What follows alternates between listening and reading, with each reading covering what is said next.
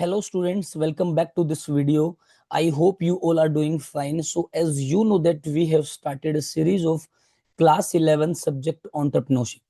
जैसा कि आपको पता है कि हम सेकंड जो हमारी यूनिट है एंड एंटरप्रेन्योर वो हमने कंटिन्यूअसली जो है हम उसको पढ़ रहे हैं और उसका कुछ थोड़ा सा रिमेनिंग पार्ट है जो आज इसको हम एक वीडियो के अंदर पूरा करेंगे। मैं ट्राई करूंगा कि इस वीडियो में जो पूरा ये चैप्टर है आपका कंप्लीट हो जाए, आपकी यूनिट पूरी हो जाए।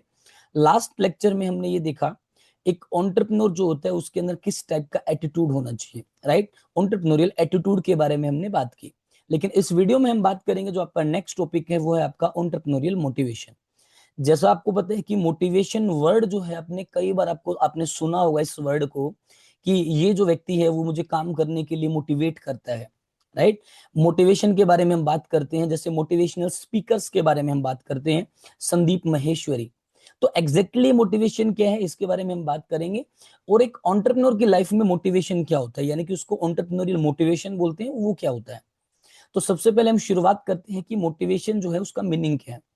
तो मोटिवेशन आपकी इंटरनल स्टेट है, एक इनर स्टेट है जो आपको एनकरेज करती है, जो आपको फोर्स करती है, ड्राइव करती है, जो आपके गोल्स हैं उनको अचीव करने के लिए, यानी कि ये साइकोलॉजिकल फिनोमिना है। मोटिवेशन हमेशा आपके एक्शंस को कंप्लीट करने के लिए आपको एनकरेज करता है, आपके जो ड्रीम्स हैं उसको रियलिटी में कन्वर्ट करने के लिए आपकी मदद करता है। और जितने भी आपके मोटिवेटेड एंटरप्रेन्योर्स होते हैं, राइट, जब वो काम करते हैं वो डिटर्मिनेशन के साथ करें तो वो मोटिवेशन आपको उस चीज में हेल्प करता है। सो motivation encourages action, it helps convert dreams into reality. आपके ड्रीम्स को रियलिटी में कन्वर्ट करने में आपकी मदद करते हैं। जो मोटिवेटेड एंटरप्रेन्योर्स होते हैं वर्क विद वो किसके साथ काम करते हैं, पैशन के साथ काम करते हैं, डिटर्मिनेशन के साथ काम करते हैं। और जो ये पैशन और डिटर्मिनेशन है वो कहां से आता है, मोटिवेशन के थ्रू आता है, राइट। आई होप आपको ये क्लियर हो गया होगा। अब इसके बारे में आगे थोड़ा सा और बात करेंगे। अब ये मीनिंग मैंने आपको बता दिया है, अब इसमें एक एग्जांपल आपका है, जैसे मोटिवेशन का एग्जांपल इसमें बेस्ट दिया है धीरू भाई अंबानी जी का। जो रिलायंस आपकी इंडस्ट्रीज लिमिटेड है वो धीरू भाई अंबानी ने स्टार्ट की क्योंकि उनके पास लिमिटेड रिसोर्सेज थे, लेकिन वो मोटिवेटेड हुए। अब मोटिवेटेड जब वो हुए तो उनका जो बिहेवियर है अपने गोल्स के रिगार्डिंग वो कैसे चेंज हुआ कि उनका जो विजन है वो कंप्लीटली क्लियर हो गया कि बस मेरे को ये करना है। उन्होंने डिटर्मिनेशन के साथ काम किया और आज के टाइम पे रिलायंस जो है वो इंडिया की सबसे बेस्ट, आपकी ये मान के चलो कि सबसे ज्यादा पैसे वाली कंपनीज में से एक है। बिगेस्ट बिजनेस आपका एम्पायर है रिलायंस, ठीक है। तो ये आपका है एग्जाम्पल एंटरप्रेन्योरियल मोटिवेशन का। अब मोटिवेशन की डेफिनेशन की अगर हम बात करें तो वो है motivation is the driving force. Motivation का एक ऐसा फोर्स है जो आपको प्रेरित करता है, that turns ideas into action, जो आपके आइडियाज हैं उसको एक्शन में कन्वर्ट करने के लिए, and leads to entrepreneurial success. और जो आपकी एंटरप्रेन्योरियल जर्नी है उसके अंदर सक्सेस है उसके लिए आपको क्या करता है, प्रेरित करता है। तो उसको आप बोलते हो एंटरप्रेन्योरियल मोटिवेशन। आई होप आपको ये क्लियर हो गया होगा। अब उसके बाद बात करते हैं मोटिवेशन के बारे में थोड़ी बहुत और चीजें, ठीक है। तो मोटिवेशन क्या है, आपका इनर ड्राइव है, यानी कि आपका इंटरनल स्टेट है जो आपको प्रेरित करती है आपके गोल्स को अचीवमेंट के अंदर कन्वर्ट करने के लिए। मोटिवेशन वर्ड जो है आपका एक लैटिन वर्ड है मूवरे, राइट। तो उस मूवरे वर्ड से आपका मोटिवेशन निकल के है। मूवरे का मतलब होता है टू मूव, आगे बढ़ना। मोटिवेशन आपकी इनर स्टेट है, आपके अंदर की स्टेट है। ये एक साइकोलॉजिकल फिनोमिना है जो आपको कैसे हेल्प करता है, inner state that stimulates. Stimulates का मतलब होता है आपको उकसाना। मोटिवेशन आपके अंदर की स्टेट है जो आपको उकसाती है, एनर्जाइज, आपको एनर्जी देती है, इनडायरेक्टली आपके बिहेवियर को चेंज करती है, किसके लिए, टुवर्ड अचीविंग गोल्स, आपके जो भी गोल्स हैं उसको अचीव करने के लिए। It encourages individuals to perform to the best of their abilities. ये एक व्यक्ति को कैसे एनकरेज करती है कि उसके पास जो भी बेस्ट से बेस्ट जो उसकी एबिलिटीज हैं उसका वो यूज करे, उन एक्शंस को क्या करे, रेगुलेट करे, इंप्लीमेंट करे, ताकि वो अपने गोल्स को क्या कर पाए, अचीव कर पाए। और जो ये जितनी भी आपकी कैरियर की चॉइस है, एक पर्सन का जो बिहेवियर, देखो मोटिवेशन का मेन मतलब है आपके बिहेवियर को चेंज करना, किसके टुवर्ड, आपके गोल्स को अचीव करने के टुवर्ड्स, ठीक है। तो motivates are the inner desires और needs, that influence a person's behaviour and career choice. Motives जो आपका है वो आपका क्या होता है, जो आपकी इनर स्टेट होती है, इनर डिजायर्स, जो मन के अंदर इच्छाएं हैं, जो आपकी नीड्स हैं, जरूरतें हैं, उसको प्रभावित करती हैं। एक पर्सन का बिहेवियर है उसको चेंज करती हैं। और जो कैरियर के अंदर जो उसको चॉइसेस लेने हैं, जो कदम उठाने हैं, उन उन चॉइसेस को पूरा करने के लिए आपकी क्या करती है, हेल्प करती है। तो जो आपकी मोटिवेशन है वो आपका सर्वाइवल के लिए जरूरी है, राइट। जो सोशल सामाजिक जो आपके सोशल एस्पेक्ट्स हैं उसके लिए जरूरी है। आगे जाके हम मैस्लो की थ्योरी पढ़ेंगे, मैस्लोस थ्योरी ऑफ नीड, उसके बारे में बात करेंगे। तो उसमें आपके ये पांचों वर्ड्स जो आपके हैं वो आएंगे। साइकोलॉजिकल जो आपके एस्पेक्ट्स हैं उसके लिए जरूरी है एस्टीम। एस्टीम का मतलब होता है सम्मान मिलना, ठीक है।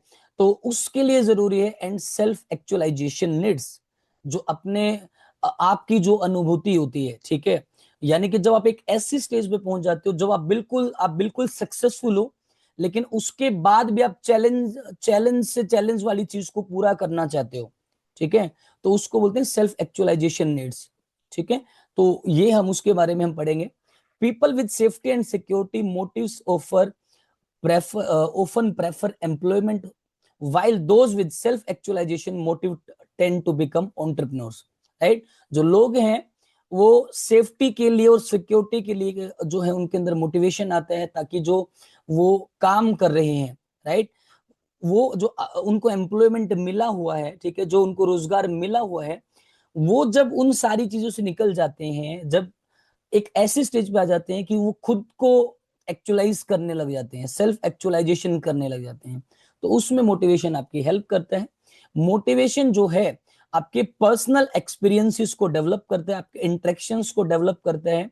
सोसाइटी जो है, ठीक है, सोसाइटी के अंदर जो है मोटिवेशन बहुत ही ज्यादा हेल्प करता है, ठीक है। और ये इनहेरिटेड नहीं होता है, ये आपको टाइम टू टाइम एक्सपीरियंस से आपको देखने को मिलता है, आपको इंटरेक्शंस के थ्रू, सोसाइटी के थ्रू आपको मोटिवेशन मिलता है। अब साइकोलॉजिस्ट की बात करें तो मोटिवेशन क्या है। मोटिवेशन एक ऐसा प्रोसेस है जो इनिशिएट्स करता है, यानी कि जो शुरुआत करता है, सस्टेन, जो चीज को मेंटेन करे रखता है, एंड रेगुलेट्स बिहेवियर, और आपके बिहेवियर को टाइम टू टाइम रेगुलेट करता रहता है। साइकोलॉजिस्ट के अकॉर्डिंग आपकी ये डेफिनेशन है, ठीक है। तो ह्यूमन बिहेवियर को शेप देने का जो काम है आपके मोटिवेशन का है, राइट। आपके आपके अंदर जो आपकी एनर्जी है, राइट, आपकी एनर्जी को क्या करता है, मोटिवेशन एनकरेज करता है कि आप उस एक्शन को आप पूरा करें, किस डायरेक्शन में आपको अपना जो भी आपकी एबिलिटी है उसको यूज करना है, राइट। तो वो सारी चीजों को कौन कंट्रोल करता है, आपका मोटिवेशन कंट्रोल करता है। आई होप आपको ये क्लियर हो गया होगा। ठीक है। अब बात करते हैं फीचर्स एंड कैरेक्टरिस्टिक्स, या फिर जिसको आप नेचर ऑफ मोटिवेशन भी बोल सकते हो, राइट। अब देखो मोटिवेशन के फीचर क्या हो सकते हैं। सबसे पहली चीज एक साइकोलॉजिकल फिनोमिना है, आपको ये बात ध्यान रखनी है। मोटिवेशन जो है आप वो इनविजिबल है, आपको दिखेगा नहीं, वो एक साइकोलॉजिकल फिनोमिना है। अब दूसरे की बात करें, आपके फीचर की बात करें, तो मोटिवेशन है प्रोड्यूस गोल डायरेक्टेड बिहेवियर। आपका जो बिहेवियर है उसको कैसा बना देता है, गोल डायरेक्टेड बना देता है कि आपको ये गोल्स अचीव करने हैं बस, ठीक है। तो ऐसे आपको मोटिवेशन क्या करता है, इन्फ्लुएंस करता है आपके बिहेवियर को, आपको गोल डायरेक्टेड बना देता है, ठीक है। Uses positive and negative motivators, ठीक है। इसके अंदर आपके पॉजिटिव मोटिवेशन भी होता है, नेगेटिव मोटिवेशन भी आपका होता है। आपको पॉजिटिव मोटिवेटर भी देखने को मिल जाएंगे और आपको नेगेटिव मोटिवेटर्स भी आपको देखने को मिल जाएंगे। It is a complex process, ये एक बहुत ही जटिल प्रोसेस है। इट इज डायनामिक, ये टाइम टू टाइम चेंज होता रहता है। आप किसी जगह पे आप मान के चलो मोटिवेशनल स्पीकर को सुन रहे हो, तो उस टाइम पे आपको मोटिवेशन ज्यादा मिलेगा। तो ये कॉन्टिन्यूअस प्रोसेस है। कभी आप ऐसी सिचुएशन में आ जाते हो कि बिल्कुल डिप्रेस्ड हो जाते हो, उसके बाद मोटिवेशनल स्पीकर को सुनते हो, उसके बाद फिर से मोटिवेटेड हो जाते हो। तो डायनेमिक है, चेंज होता रहता है, ये कॉन्टिन्यूअस प्रोसेस है, चलता रहता है। अब बात करते हैं नेक्स्ट आपका जो कंसेप्ट है उसके बारे में, जो कि बहुत ही ज्यादा इंपॉर्टेंट है, जिस कॉन्सेप्ट का जो नाम है वो आपका मैस्लोज नीड हेराकी थ्योरी, ठीक है। अब मैस्लो जो आपके हैं उन्होंने एक थ्योरी दी है, और थ्योरी है ये आपकी मोटिवेशन की, ठीक है। तो इन्होंने क्या बोला है कि मैस्लो ने बताया है कि जो मोटिवेशन है वो 5 चीजों के लिए जरूरी है। यानी कि मैस्लो ने जो ह्यूमन नीड्स हैं उसको 5 लेवल्स के अंदर डिवाइड किया है। क्योंकि देखो मोटिवेशन जो है नीड से आता है। जब आपको किसी चीज की जरूरत होती है, कोई चीज आपको प्राप्त करनी है, तो उस चीज को प्राप्त करने के लिए, आप अचीव करने के लिए आपके अंदर मोटिवेशन आता है, राइट। यानी कि आपके नीड्स जो होते हैं उसके बेसिस पे आपका मोटिवेशन आपके अंदर आता है। तो मैस्लो ने 5 टाइप की ह्यूमन नीड्स जो है वो बताई हैं, उसको क्लासिफाई किया है। यही सेम टॉपिक क्लास 12th में आपकी बिजनेस स्टडीज के अंदर भी है, सेम टॉपिक। अब वो 5 जो आपकी जो नीड्स हैं, ह्यूमन की नीड्स हैं, वो कौन कौन सी हैं उसके बारे में हम बात करते हैं। तो आपको यहाँ पे लेफ्ट साइड में आपको एक पिरामिड दिख रहा होगा, यानी कि एक ट्रायंगल आपको दिख रहा होगा, आप ऐसा भी बोल सकते हैं। तो इसको हम नीचे से यानी कि बॉटम से टॉप टॉप की तरफ चलेंगे, यानी कि उसको हम ऐसे पढ़ेंगे। सबसे पहले जो आपकी नीड है वो है आपकी फिजियोलॉजिकल नीड्स, इसके बारे में हमें पढ़ना है। दूसरा आपका है सेफ्टी एंड सिक्योरिटी नीड। तीसरा आपका है सोशल, जिसको आप एफिलिएशन नीड्स भी बोलते हो। फोर्थ आपका है एस्टीम नीड्स। एंड फिफ्थ आपका है सेल्फ एक्चुअलाइजेशन नीड्स। तो ये 5 स्टेप्स हैं, यानी कि 5 टाइप की आपके नीड्स होती हैं। कौन कौन सी नीड्स कौन सी है, तो इसको हम स्टार्टिंग से लेके इसको हम पढ़ना शुरू करेंगे। यानी कि 5 मेन जो नीड्स हैं एक पर्सन की, उन नीड्स के कारण जो है एक इंसान मोटिवेटेड होता है। तो इसलिए इस थ्योरी का नाम है मैस्लोज नीड हायरार्की थ्योरी। ठीक है। तो सबसे पहले बात करते हैं हम फिजियोलॉजिकल नीड्स। फिजियोलॉजिकल नीड्स का मतलब होता है एक इंसान जो है वो बिल्कुल जो उसकी बेसिक से बेसिक जो 3 चीजें होती हैं, ठीक है, इसलिए जो है मोटिवेशन जरूरी है। अब वो 3 चीजें कौन कौन सी, जैसे बोलते हैं ना, आपने मूवी में सुना होगा, रोटी कपड़ा और मकान। ठीक है, फूड वाटर और शेल्टर।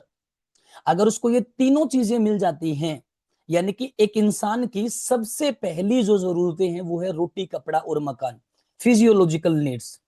ठीक है। तो एक इंसान इसलिए यानी कि सबसे पहली जो ये जरूरतें हैं इसको पूरा करने के लिए मोटिवेट होता है। ठीक है। The basic needs for survival such as food water shelter clothing and rest, जिसको आप 3 चीजें भी इसमें आप बोल सकते हो, रोटी कपड़ा और मकान। उसके लिए कोई भी इंसान एक इंसान को इन तीनों चीजों की जरूरत है, इसलिए वो मोटिवेट होता है। सबसे पहले आपकी नीड्स होगी। तो ये है मैस्लो की सबसे पहले आपकी नीड्स जो है आपकी फिजियोलॉजिकल नीड्स। ठीक है। अब उसके बाद जैसे आपको रोटी कपड़ा और मकान आपको मिल गया, आपने उस लेवल का मोटिवेशन जो है उन नीड्स को मोटिवेट होके आपने कंप्लीट कर लिया, पूरा कर लिया। अब जब आप वो चीज पूरा कर लोगे, तो पूरा करने के बाद दूसरी जो आपकी नीड्स, जैसा आपको पता है ना, इकोनॉमिक्स में हम पढ़ते हैं कि जो ह्यूमन वांट्स हैं वो आपकी क्या है, अनलिमिटेड है। इंसान की नीड्स जो हैं वो कभी भी पूरा नहीं होती हैं, वांट्स कभी भी पूरा नहीं होती है। जब एक इंसान को कोई चीज मिल जाती है, उसके बाद वो उससे जो नेक्स्ट जो लेवल की चीजें हैं उनकी डिमांड करने लग जाता है। अब फिजियोलॉजिकल नीड्स जब एक इंसान की पूरी हो जाती हैं, तो दूसरे टाइप की नीड्स आपकी आती हैं, सेफ्टी एंड सिक्योरिटी। अब मान के चलो कि एक इंसान को जो है ये जॉब मिल गई है, ठीक है, यानी कि उस जॉब से वो खाना जो है वो उसको मिल पा रहा है, रहने के लिए जगह है, लेकिन मान के चलो कि वो किराए पे रह रहा है, राइट। अब उसको क्लोथिंग भी मिल गई है। जब वो 3 चीजें पूरी हो जाएंगी, उसके बाद सेफ्टी एंड सिक्योरिटी की जरूरत उसको पड़ेगी। अब वो लेवल पूरा होने के बाद अब वो क्या सोचेगा कि वो लेवल अब आपका पूरा हो चुका है, अब जो नेक्स्ट लेवल, अब उसको किस चीज की जरूरत है कि मेरी जॉब जो है उसकी सिक्योरिटी हो जाए, कि मेरे को जॉब से ना हटाया जाए। ठीक है, एक सिक्योरिटी हो जाए। तो जब इस तरीके की नीड्स जब और आगे आ जाती हैं, ठीक है, जब उस अब जो नेक्स्ट यानी कि जो सेफ्टी और सिक्योरिटी की जब नीड्स आगे आ जाती हैं, तो उन नीड्स के लिए वो दोबारा से फिर मोटिवेटेड होगा और दोबारा से वो काम करेगा, और दोबारा से काम करेगा। और मोटिवेशन आपको पता है कि आपके बिहेवियर को कैसे चेंज करता है, उन गोल्स को अचीव करने के लिए आपको मोटिवेट करता है। ठीक है, आपको एनर्जी देता है।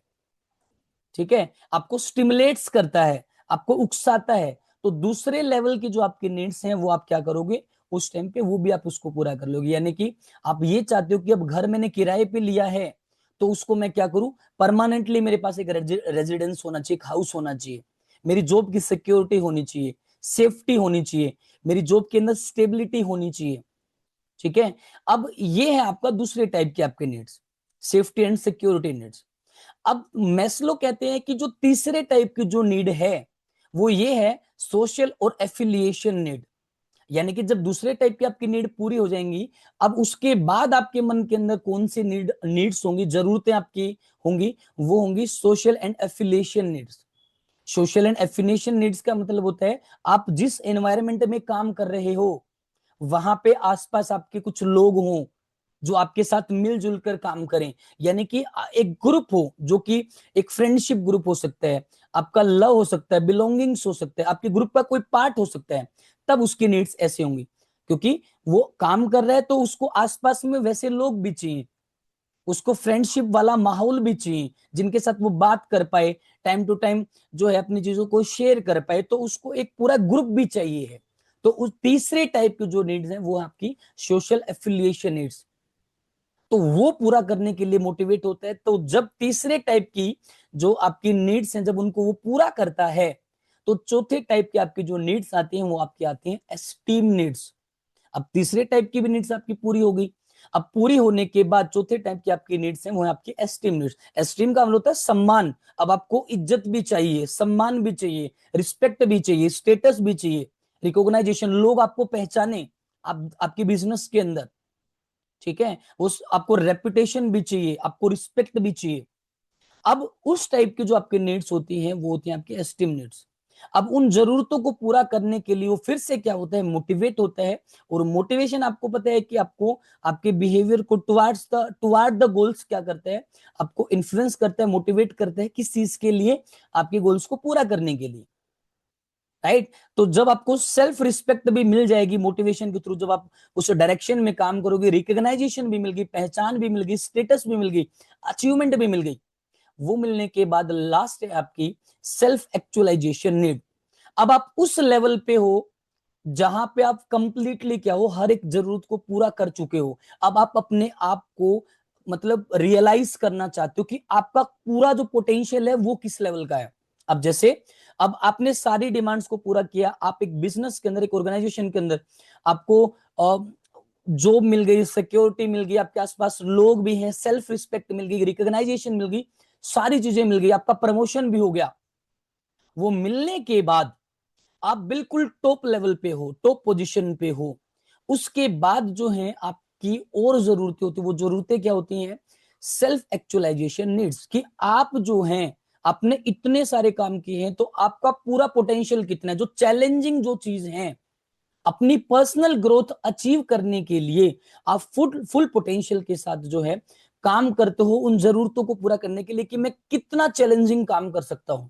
जैसे मैंने आपको बोला, अपने एक आप एक ऑर्गेनाइजेशन के अंदर टॉप पोजीशन पे हो, तो आप जो है अपने आप को चैलेंज करोगे कि मैं कितने जो है मतलब हार्ड से हार्ड टास्क में कर सकता हूं, आपका पूरा पोटेंशियल कितना है।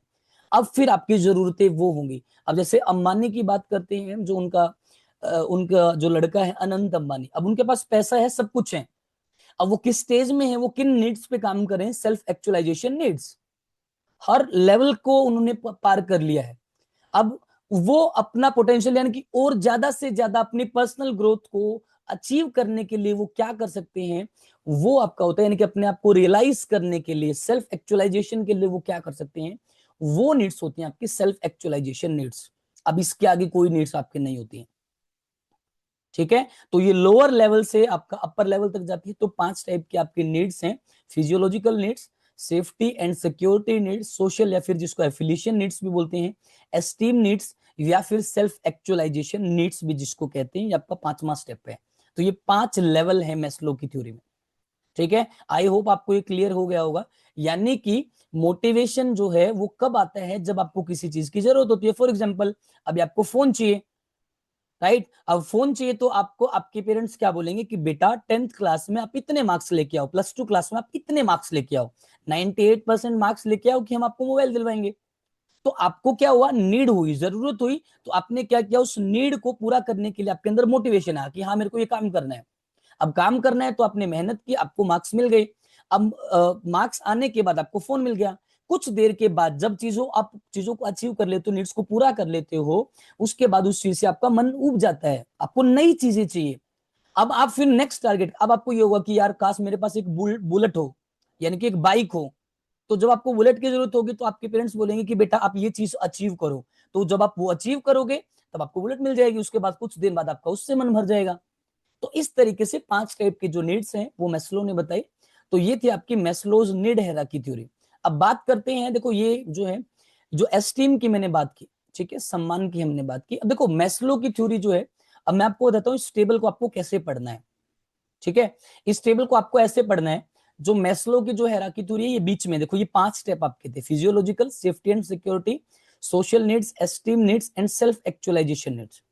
अगर एक सिंगल व्यक्ति की अगर हम बात करें उसके एग्जाम्पल की कि 500 स्टेप एक सिंगल व्यक्ति की लाइफ में कैसे फिट होते हैं, तो आप ये देख सकते हो। जैसे फिजियोलॉजिकल लेवल के ऊपर उसको किन चीज की नीड्स हैं, फूड, शेल्टर, क्लोथिंग की जरूरत है। उसके बाद उसको जॉब की सिक्योरिटी चाहिए, इकोनॉमिकल सिक्योरिटी चाहिए। उसके बाद आपको आसपास फ्रेंडशिप चाहिए, अफेक्शन चाहिए, लव चाहिए, ताकि उनके साथ मिलकर वो काम कर पाए। उसके बाद उसको स्टेटस चाहिए। उसके बाद स्टेटस के बाद सेल्फ एक्चुअलाइजेशन की वो नीड्स में आ गया, ठीक है, सेल्फ एस्पिरेशन। ये तो है इंडिविजुअल के एग्जाम्पल। अगर एक ऑर्गेनाइजेशन के एग्जाम्पल की बात करें, राइट, तो आपको एक ऑर्गेनाइजेशन के अंदर, एक बिजनेस के अंदर अगर आप काम कर रहे हो, ठीक है, तो अब काम करे तो आपको क्या होना चाहिए, आपको बिल्कुल जो जरूरी से जरूरी, जो आपकी पहली जो आपकी फिजियोलॉजिकल नीड है वो आपकी मिनिमम सैलरी है, बेसिक सैलरी आपको मिलनी चाहिए। उसके बाद दूसरा लेवल सेफ्टी एंड सिक्योरिटी में आपको पेंशन भी मिले, आपको प्रोविडेंट फंड भी मिले, ठीक है, जॉब की कॉन्फ़िगरेशन भी मिले, आप ये भी चाहते हो, तो ये आपकी सेफ्टी एंड सिक्योरिटी नीड्स हैं। सोशल नीड्स में बात करेंगे तो जो आपका बिजनेस है उसके अंदर आपके जो रिलेशंस हैं वो भी आपके अब होने चाहिए, ठीक है, आपकी बातों को लोग माने, यानी कि आपके आसपास लोग हों, आपकी भी कोई सुने। अब उसके बाद जो आपके एस्टीम नीड्स हैं उसके अंदर आपको प्रमोशन भी चाहिए, आपको स्टेटस चाहिए कि भाई जो है मेरे अंडर में भी काम करने वाले लोग हों। उसके बाद लास्ट जो आपका होगा सेल्फ एक्चुअलाइजेशन में आप अचीवमेंट ऑफ गोल, ठीक है, आप जब उस पोजीशन पे आ जाएंगे तो एक जो गोल है वो आप लेके चलेंगे जिसको आप पूरा करना चाहते हैं। तो ये है आपका एस्टीम नीड्स का एक एग्जाम्पल, जो दोनों तरीके से मैंने आपको बता दिया। अब बात करते हैं नेक्स्ट जो थ्योरी है जिसका नाम आपका है मैकलेंस थ्योरी ऑफ नीड्स। अब जो मैकलेंस थ्योरी है, इस जो ये आपके व्यक्ति हैं मैकलेन, उनका पूरा नाम है आपका डेविड मैकलेन। तो जैसा मैस्लो ने बताया कि जो नीड्स हैं वो 5 टाइप की होती हैं, लेकिन जो मैकलेन है उसने बताया कि नहीं, जो आपका जो नीड्स हैं वो 5 टाइप की नहीं होती हैं। जो नीड्स होती हैं वो 3 टाइप की होती हैं। एक व्यक्ति मोटिवेटेड क्यों होता है, क्योंकि 3 टाइप की नीड्स को पूरा करने के लिए क्या होता है, वो मोटिवेट होता है। सबसे पहला उन्होंने बताया नीड फॉर अचीवमेंट। क्या बताया, नीड फॉर अचीवमेंट, यानी कि कोई चीज जो है उसको अचीव करने के लिए एक व्यक्ति मोटिवेट होता है। अब इसके आगे जो लिखा हुआ है ना NACH, एन का मतलब यहाँ पे नीड, और ACH जो अचीवमेंट के जो पहले 3 वर्ड है इसलिए यहाँ पे लिखे हैं नीड फॉर अचीवमेंट। दूसरा है नीड फॉर एफिलिएशन। जैसे मैंने आपको बताया था ना, इसमें एफिलिएशन का मतलब क्या होता है, एफिलिएशन का मतलब social needs, affiliation needs. Affiliation needs कौन सी होती है, आपके आसपास लोग होने चाहिए, फ्रेंडली बिहेवियर होना चाहिए आपका आसपास, जो लोग आपके साथ काम करें, ठीक है, वैसा एक टीम वर्क चाहिए उसको आसपास, गुड रिलेशन जिसके साथ आपके हो। इसलिए एक व्यक्ति मोटिवेट होता है, और इसलिए उस मोटिवेट होके इन जरूरतों को पूरा करता है। और तीसरा है नीड फॉर पावर, जिसमें लिखा हुआ है NPOW, एन का मतलब नीड और POW का मतलब पावर, ठीक है, यानी कि एक इंसान पावरफुल बनने के लिए जो है यानी कि पावरफुल बनने के लिए क्या होता है, अपनी जरूरतों को पूरा करता है। पावरफुल बनने के लिए कैसे, जैसे एग्जांपल दूं तो जैसे पॉलिटिक्स में लोग क्यों आते हैं, क्योंकि उनको पावर मिले, राइट, यानी कि एक बिजनेस के अंदर कोई व्यक्ति आता है तो वो क्यों आता है, ताकि उस बिजनेस के अंदर वो क्या हो, टॉप लेवल पे हो, उसको पावर मिले पूरे बिजनेस की, हर चीज को वो कंट्रोल कर पाए।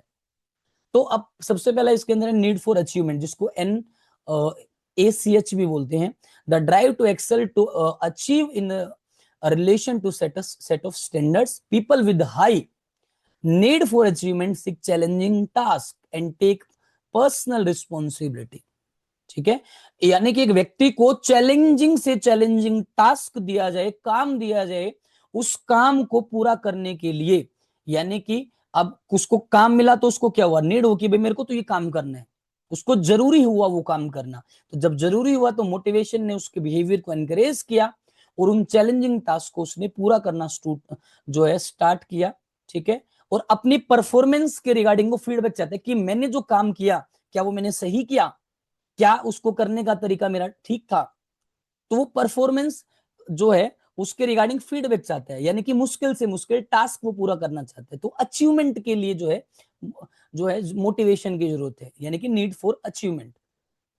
ठीक है, मॉडरेट रिस्क लेना पसंद करते हैं और जो रियलिस्टिक गोल्स हैं, अपने गोल्स को जल्दी से जल्दी वो पूरा करना चाहते हैं। उसके बाद है नीड्स फॉर एफिलिएशन। वो क्या प्रेफर करते हैं, हार्मनी, कोऑपरेशन, यानी कि तालमेल के साथ वो काम करें, उसके आसपास लोग हों, एक फ्रेंडली बिहेवियर हो, इस चीज की जरूरत होती है, एफिलिएशन की जरूरत होती है। मैकलेन ने ये बताया। तो ये जो चीज है कि आसपास उसके लोग हो, टीम वर्क हो, कॉर्पोरेशन हो, हार्मनी हो, फ्रेंडशिप बिहेवियर हो, इस चीज को पूरा करने के लिए जो है मोटिवेशन आता है। तो ये भी एक नीड है मैकलन के थ्रू। तीसरा है पावरफुल बनने के लिए, the need to make others behave in a way that they would not have behaved otherwise. ठीक है, people with high need for power wants to influence and control others. वो दूसरे लोगों को कंट्रोल करना चाहते हैं, पावर हासिल करना चाहते हैं। जैसे एक बिजनेस के अंदर आप क्यों आते हो, ताकि आप एक टॉप पोजीशन पे पहुंचो और दूसरे लोगों को कंट्रोल करो कि आपको ये करना है, आपने ऐसा नहीं किया, आपने वैसा नहीं किया। उस पावर को अचीव करने के लिए जो है मोटिवेशन की जरूरत पड़ती है, इसलिए आप उस पावर के लिए काम करते हो, उसकी नीड है आपको। ठीक है, ताकि एक बिजनेस के अंदर आपकी अथॉरिटी हो, पोजीशन हो, आपको लोग जाने, लीडरशिप, यानी कि आप एक लीडर हो वहां के। तो आपके स्टेटस को इम्पैक्ट करता है, यानी कि आपको स्टेटस चाहिए, आपको रिकॉग्नाइजेशन चाहिए। तो ये है आपकी मैकलन की थ्योरी ऑफ नीड्स, यानी कि आपको मोटिवेशन की जरूरत तीन चीजों के लिए पड़ती है, अचीवमेंट के लिए, एफिलिएशन के लिए और पावर के लिए। ठीक है, तो आई होप आपको ये क्लियर हुआ होगा। और लेकिन जो मैस्लो है उसने 5 टाइप के नीड्स बताई हैं कि मोटिवेशन 5 चीजों के लिए जरूरी है। अब जो आपका नेक्स्ट टॉपिक है वो है आपका एंटरप्रेन्योर और एक एम्प्लॉय के बीच में डिफरेंसेस आपकी क्या है, राइट। अब ये एक मोस्ट इंपोर्टेंट आपका टॉपिक है, बिकॉज ये आपका ऐसे क्वेश्चन आ सकता है कि right down the differences between entrepreneur and employee. तो आपको ये 5 मार्क्स में आता है, 5 मार्क्स में आता है, तो इसमें 5 पॉइंट्स को आप एक्सप्लेन कर सकते हैं। लेकिन मैं आपको 5 से ज्यादा चीजें बताऊंगा कि क्या डिफरेंस है एक एंटरप्रेन्योर और एक आपके एम्प्लॉय में। सबसे पहली चीज, एंटरप्रेन्योर कौन होता है, एक नए बिजनेस को क्रिएट करने वाला, यानी कि बिजनेस को क्रिएट करने वाला व्यक्ति आपका एंटरप्रेन्योर होता है। लेकिन जो आपका एम्प्लॉय होता है, एक बिजनेस के अंदर काम करने वाला जो व्यक्ति है, वो आपका कौन होता है, आपका एम्प्लॉय होता है। दूसरी चीज, जो व्यक्ति कैलकुलेटेड रिस्क को लेता है वो आपका एंटरप्रेन्योर है। आपको पता है, वो ऑलरेडी आप ये चीज पढ़ चुके हैं कि एंटरप्रेन्योर हमेशा कैलकुलेटेड रिस्क लेता है। एम्प्लॉय जो है वो रिस्क नहीं लेता है, रिस्क को अवॉइड करता है। तीसरा डिफरेंस है कि एंटरप्रेन्योर को रिवॉर्ड के रूप में प्रॉफिट मिलता है, लेकिन एम्प्लॉय को रिवॉर्ड के रूप में सैलरी मिलती है। इसका मतलब ये है कहने का कि एंटरप्रेन्योर जो है वो प्रॉफिट कमाता है, लेकिन जो एम्प्लॉय है वो सैलरी उसको मिलती है।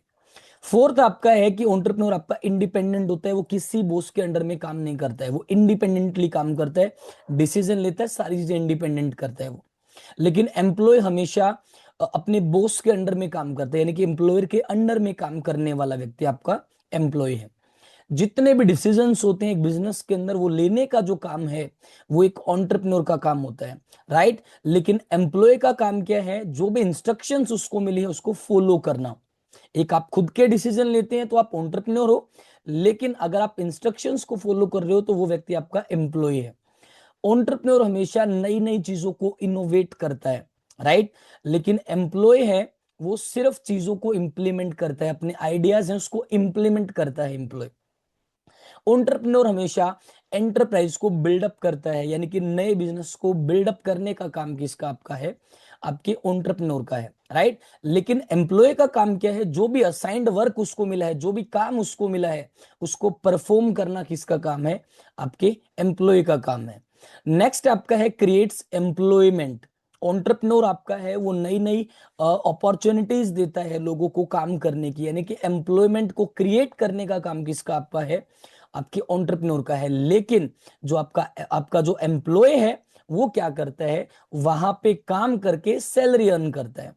ठीक है, एंटरप्रेन्योर हमेशा जो टीम को क्या करता है, लीड करता है, लेकिन एम्प्लॉय जो है वो क्या करता है, वर्क्स अंडर सुपरविजन, यानी कि किसी का विजन होता है, उसके अंडर में वो काम करता है। और लास्ट आपका है एंटरप्रेन्योर क्या है, long term satisfaction and wealth creation. अगर आपको एक अच्छी लाइफ चाहिए है, अगर आपको लॉन्ग टर्म सेटिस्फेक्शन चाहिए, वेल्थ क्रिएट करना है, तो आपका एंटरप्रेन्योर है। लेकिन जो आपका एम्प्लॉय है वो सिर्फ अपनी जॉब सिक्योरिटी के लिए इधर उधर भागता है, एक स्टडी इनकम के लिए काम करता है, वो आपका कौन होता है, आपका एम्प्लॉय होता है। आई होप आपको ये क्लियर हो गया होगा। ठीक है, एंटरप्रेन्योर और एम्प्लॉय में डिफरेंस क्या होता है। अब आगे बात करते हैं, नेक्स्ट आपका जो टॉपिक है वो है most important topic, and this is the last topic of this chapter, that is intrapreneur. अब दो वर्ड यहां पे है, एक एंटरप्रेन्योर, एक है आपका इंट्राप्रेन्योर। अब इंट्राप्रेन्योर के बारे में हमें पढ़ना है कि इंट्राप्रेन्योर कौन होता है, राइट। देखो, बेसिक डिफरेंसेस बताने से पहले मैं आपको यह बता देता हूं कि इंट्राप्रेन्योर कौन है और एंटरप्रेन्योर से अलग कैसे है ये, राइट। एंटरप्रेन्योर तो कौन होता है, बिजनेस का मालिक होता है, जिसने बिजनेस को क्रिएट किया है, राइट। लेकिन इंट्राप्रेन्योर कौन होता है, इंट्राप्रेन्योर यानी कि एक ऐसा व्यक्ति है जिसके पास एंटरप्रेन्योर की तरह सारी अथॉरिटीज होती हैं, वो डिसीजंस ले सकता है, वो एज अ लीडर काम करता है। लेकिन एंटरप्रेन्योर और इंट्राप्रेन्योर में बेसिक डिफरेंस क्या है, एंटरप्रेन्योर होता है वो बिजनेस का मालिक होता है, लेकिन इंट्राप्रेन्योर उस ऑर्गेनाइजेशन के अंदर काम करने वाला एक व्यक्ति होता है, राइट। देखो, अथॉरिटी उसके पास भी सारी है, राइट, वो डिसीजंस ले सकता है। जैसे फॉर एग्जांपल, मैं आपको एग्जांपल देता हूं कि जैसे मेरा कोई ऑर्गेनाइजेशन है, जैसे मैंने किसी बिजनेस को बिल्डअप किया, तो मैं एक एंटरप्रेन्योर हूं।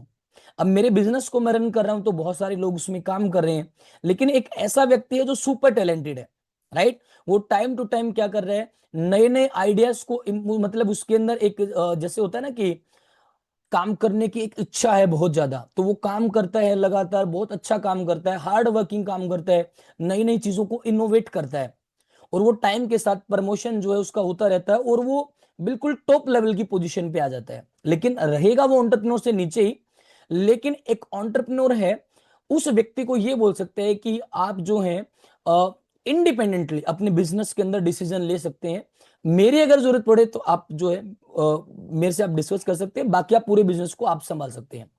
तो वो जो व्यक्ति होता है वो आपका होता है इंट्राप्रेन्योर, लेकिन वो मालिक नहीं होता है, राइट। वो ऑर्गेनाइजेशन में काम करने वाला एक व्यक्ति है, लेकिन जो मेन ओनर है वो आपका क्या होता है, एंटरप्रेन्योर होता है। तो इंट्राप्रेन्योर क्या हुआ कि एक ऐसा व्यक्ति जिसके अंदर एंटरप्रेन्योर की का एक एटीट्यूड है, उसके अंदर एंटरप्रेन्योर के कैरेक्टर्स हैं, सारी चीजें फीचर्स हैं, सब कुछ एंटरप्रेन्योर जैसा है, वो डिसीजंस भी ले सकता है, बट वो उस बिजनेस का मालिक नहीं है, उस एंटरप्राइज का ओनर नहीं है।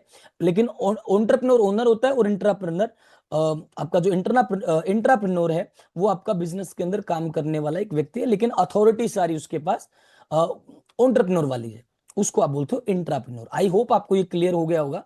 अब देखो, एंटरप्रेन्योर और इंट्राप्रेन्योर में डिफरेंस क्या है। सबसे पहली चीज, एंटरप्रेन्योर बिजनेस का ओनर होता है, यानी कि बिजनेस को ओन करने वाला कौन है, आपका एंटरप्रेन्योर। लेकिन जो इंट्राप्रेन्योर है वो आपके ऑर्गेनाइजेशन के अंदर काम करने वाला व्यक्ति है, राइट। दूसरा डिफरेंस, एंटरप्रेन्योर जो जितना भी रिस्क होता है, उस पूरे रिस्क को बियर कौन करता है, यानी कि पूरा रिस्क जब लिया जाता है तो उसका इंपैक्ट कंप्लीटली किसके ऊपर होता है, एंटरप्रेन्योर के ऊपर होता है, राइट। लेकिन जो इंट्राप्रेन्योर है, रिस्क शेयर्ड बाय ऑर्गेनाइजेशन। अगर पूरे ऑर्गेनाइजेशन में जैसे रिस्क आता है, तो वो भी जैसे भी काम करने वाले जो मेंबर्स हैं उनके जैसा पर्सन है, तो वो रिस्क क्या होगा, शेयर्ड हो जाएगा, यानी कि बढ़ जाएगा पूरे ऑर्गेनाइजेशन के अंदर। तो इंट्राप्रेन्योर ये है आपका। एंटरप्रेन्योर क्या करता है, कैपिटल को रेस करता है, यानी कि पैसे को कहीं से उठा के, कहीं से लोन पे लेके, ब्याज पे लेके, डेट पे लेके अपने बिजनेस की शुरुआत करता है। लेकिन इंट्राप्रेन्योर क्या करता है, उसके बिजनेस के अंदर जो भी रिसोर्सेज हैं उनको यूज करने का जो काम है वो किसका होता है, इंट्राप्रेन्योर का होता है, राइट। सारी अथॉरिटीज उसके पास हैं, वो अगर उसके दिमाग में वो क्या कर सकते हैं, वो नए नए इनोवेटिव आइडियाज के ऊपर वो भी फोकस करता है। इंट्राप्रेन्योर भी जो आइडियाज हैं, नया नया इनोवेशन और टेक्नोलॉजी के ऊपर फोकस करता है, लेकिन वो मालिक नहीं है उस बिजनेस का, बस, राइट। तो जितने भी रिसोर्सेज उसको ऑर्गेनाइजेशन से मिलेंगे, कंपनी से मिलेंगे, उनको यूज करेगा और नए नए इनोवेशंस वो करेगा। अगला है ऑपरेट्स इंडिपेंडेंटली। एंटरप्रेन्योर जो है इंडिपेंडेंटली काम करता है, लेकिन इंट्राप्रेन्योर, जैसा मैंने आपको बताया, वो मालिक नहीं है, वो ऑर्गेनाइजेशन के अंडर काम करता है, लेकिन सारी चीजों को ऑपरेट कर सकता है। ठीक है। अगला है आपका एंटरप्रेन्योर में मेक इंडिपेंडेंट डिसीजंस। कोई भी डिसीजन वो इंडिपेंडेंटली ले सकता है, कोई बॉस नहीं है जो उसको ये बोले कि आप ये करो वो करो, राइट। लेकिन जो इंट्राप्रेन्योर है, works with in defined structures and goals. उसके जो भी गोल हैं वो क्या कर सकते हैं, with in work with in defined structure, एक कंप्लीटली स्ट्रक्चर में, यानी कि एक लिमिट में रह के गोल्स को वो क्या कर सकते हैं, उसमें काम कर सकता है। ऐसा नहीं है कि वो पूरे कंप्लीटली इंडिपेंडेंट वो डिसीजन ले सकता है, बिल्कुल सब कुछ वो कर सकता है, नहीं, राइट। यानी कि उसके अंडर में, यानी कि वो किसी बॉस के अंडर में काम कर रहा है, लेकिन अथॉरिटी सारी एंटरप्रेन्योर वाली है, राइट। एंटरप्रेन्योर जो होता है, जब वो मान के चलो कि अर्न करता है एज अ रिवॉर्ड, तो कंप्लीटली जो प्रॉफिट होता है वो पर्सनल प्रॉफिट होता है, उसका सारा प्रॉफिट उसी का होता है। ठीक है। लेकिन जब एक इंट्राप्रेन्योर कोई ऐसा काम करता है, इनोवेशन करता है, जिससे ऑर्गेनाइजेशन के अंदर मतलब उसकी वाहवाही हुई, ठीक है, यानी कि उसको अच्छा बोला गया, तो उससे उससे उसको प्रॉफिट नहीं मिलेगा, उससे उसको रिकग्नाइजेशन मिलेगी, पहचान मिलेगी, ग्रोथ मिलेगी उस ऑर्गेनाइजेशन के अंदर। ऐसा हो सकता है कि उसका और भी ज्यादा प्रमोशन किया जा सके। लेकिन एंटरप्रेन्योर ओनर है तो ऑब्वियसली बात है, अगर कोई एंटरप्रेन्योर ऐसा करता है तो जितना भी प्रॉफिट होगा वो रिवॉर्ड के रूप में एंटरप्रेन्योर के पास चला जाएगा। ठीक है। एक एंटरप्रेन्योर है वो कुछ नई चीजों को क्रिएट करता है, राइट। लेकिन जो इंट्राप्रेन्योर है वो इनोवेट करता है, नई टेक्नोलॉजी, नए प्रोडक्ट्स, ऐसी चीजों को वो क्या करता है, वो प्रमोट करता है, लेके आता है। और जो एग्जिस्टिंग सिस्टम है, जो भी पूरा सिस्टम चल रहा है बिजनेस के अंदर, उसको इंप्रूव करने का काम टाइम टू टाइम किसका होता है, इंट्राप्रेन्योर का होता है। आई होप आपको ये क्लियर हो गया होगा। इंट्राप्रेन्योर एक ऐसा व्यक्ति है जिसके पास एंटरप्रेन्योर जैसा माइंड है, एटीट्यूड है, फीचर्स है, कैरेक्टर्स हैं, राइट। लेकिन वो मालिक नहीं है, वो भी नए नए आइडियाज को इनोवेट करता है, राइट। लेकिन वो ऑर्गेनाइजेशन के अंडर में काम कर रहा है, वो कौन है, इंट्राप्रेन्योर।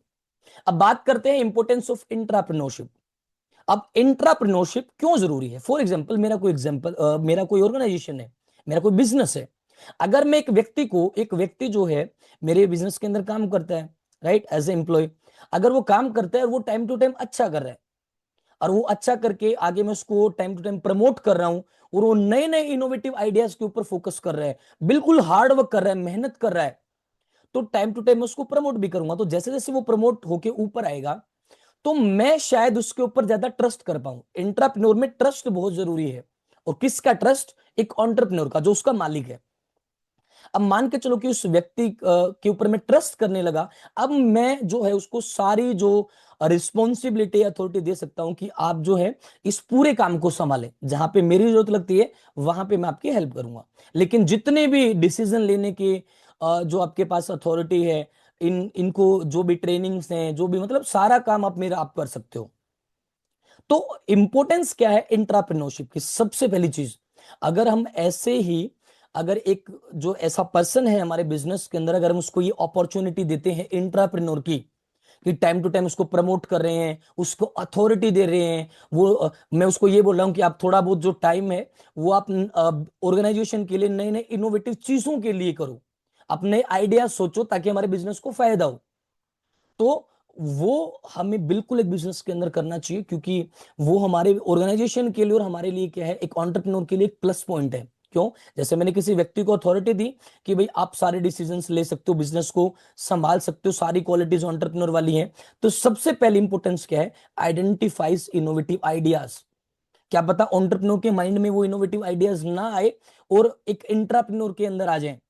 तो इसलिए इंट्राप्रेन्योर जरूरी है, ऐसे लोगों को ऐसी अथॉरिटी देना जरूरी है ताकि बिजनेस के अंदर नए नए इनोवेटिव आइडियाज आए। ठीक है। दूसरा, कम्युनिकेट्स आइडिया इफेक्टिवली। जो भी आइडियाज आए हैं उसके ऊपर काम किया जाए, बातचीत की जाए, बहुत ही एफिशिएंटली तरीके से उसके ऊपर काम किया जाए।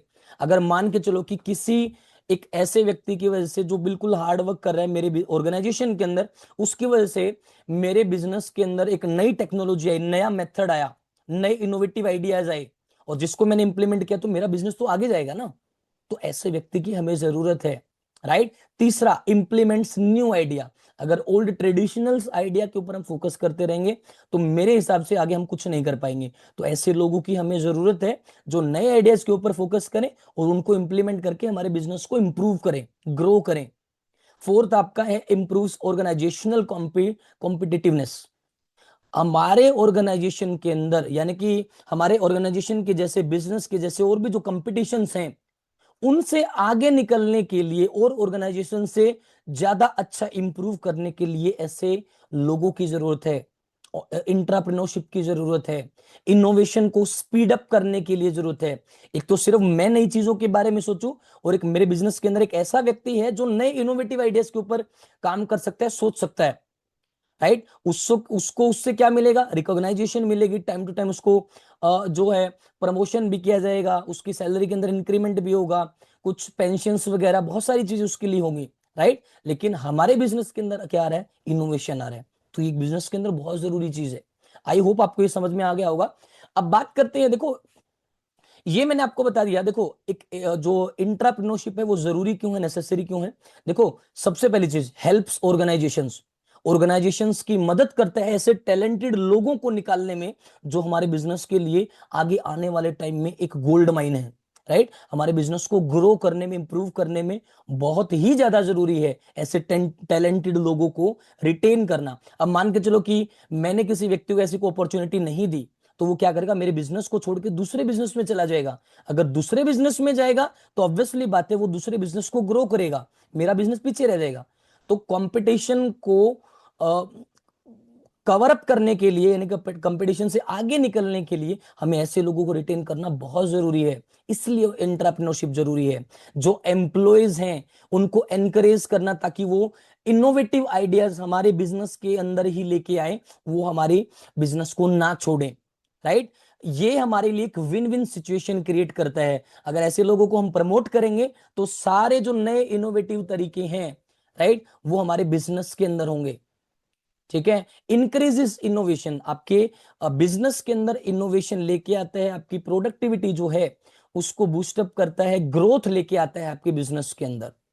तो ये है आपका वाह इंट्राप्रेन्योरशिप इज इंपोर्टेंट। अब इसके आगे आपका है गूगल्स इंट्राप्रेन्योरशिप प्रोग्राम। ये एक लाइव एग्जांपल मैं आपको बता रहा हूं। गूगल ने एक इंट्राप्रेन्योरशिप प्रोग्राम जो है लॉन्च कर रखा है अपने कंपनी के अंदर, 20% रूल। अब 20% रूल का मतलब क्या है कि गूगल के अंदर काम करने वाले जितने भी इंप्लॉय है ना, काम करने वाले जो व्यक्ति हैं, उन सबको गूगल ने एक बात बोली हुई है कि जैसे मान के चलो फॉर एग्जांपल आप गूगल के अंदर 8 घंटे काम करते हो फॉर एग्जांपल, तो आप अपना जो मान के चलो कि 10 घंटे काम करते हो, ठीक है। अब 20% जो आपका टाइम है, यानी कि 2 घंटे का टाइम आप क्या कर सकते हो? आप उस टाइम पीरियड के अंदर, 2 घंटे के टाइम पीरियड के अंदर आप जो है उस जो आप काम करते हो वो काम नहीं करोगे। आप 2 घंटे के अंदर वो काम करोगे जो हमारे बिजनेस के लिए इनोवेटिव प्रोजेक्ट्स हैं। यानी कि आप बिजनेस के बारे में नया क्या सोचते हैं, नए इनोवेटिव आइडियाज को डिस्कवर करो हमारे बिजनेस के लिए। 20% वर्क टाइम जो है उनको जो मिला है वो मिला है गूगल के लिए नए नए इनोवेटिव आइडियाज सोचने के लिए कि क्या नए मेथड्स और स्ट्रैटेजीज है जो हम इंप्लीमेंट कर सकते हैं बिजनेस के अंदर, right. Employee submit a project proposal with a timeline.